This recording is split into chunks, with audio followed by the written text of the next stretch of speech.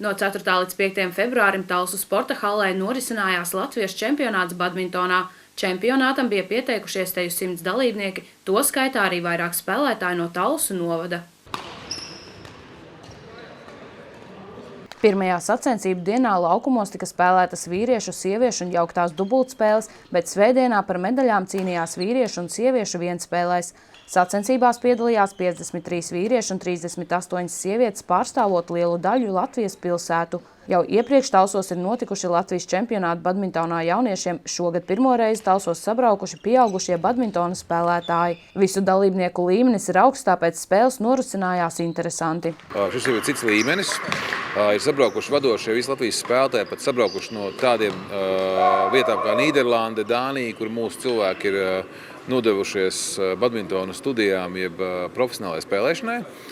Tie ir kopā 91 cilvēks atbraucis uz šeieni, pārstāvot Ventspili, Liepāju, Talsus, protams, Jelgavu, Rīga, Sigulda, Salaspils, Valmiera, Valka, Cēsis. Visi vadošie centri, kas mums Latvijā ir badmintonā. Latvijas badmintona federācija šim čempionātam sarūpējusi īpašu laukuma segumu, uz kura notika čempionāta fināla spēles. Ja zālē ir iespējams nodrošināt 12 laukumus, tad šajā reizē to bija vien 9, jo paklāja laukums aizņem 4 iezīmēto laukumu vietu. Tas ir faktiski nepilnu centimetru biezs gumijas segums.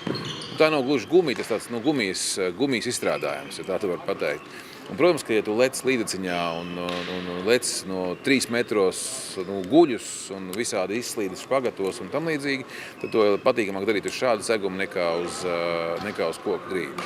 Badmintona kustība Latvijā aizvien palielinās. Badmintonu kā sporta veidu sāk izvēlēties aizvien vairāk cilvēku, kā arī skatītāji novērtē badmintona spēli, jo šis sporta veids ir visātrākais no rakešu sporta veidiem. Volāniņš, ar kuru spēlētāji spēlē, lidojuma brīdī var sasniegt ātrumu līdz pat 400 km/h. Ja mēs viņas apsimies kaut vai no pagājušās reizes, kad mēs rīkojam jauniešu čempionātu, pēc jauniešu čempionāta bija vesela plejāda spēlētāji, kas atgriezās Talsinieki, kas atgriezās badmintonā un kur šogad piedalās šeit Latvijas čempionātā, ja lielajā. Tur Pauls Kurģēvits, Kaspars Valbergs, tas pats Valters Valgalīns, kas ir bijušie Talsinieki, kas tagad spēlē jau atkal Latvijas čempionātā, kur bija pazuduši, zinām mērā.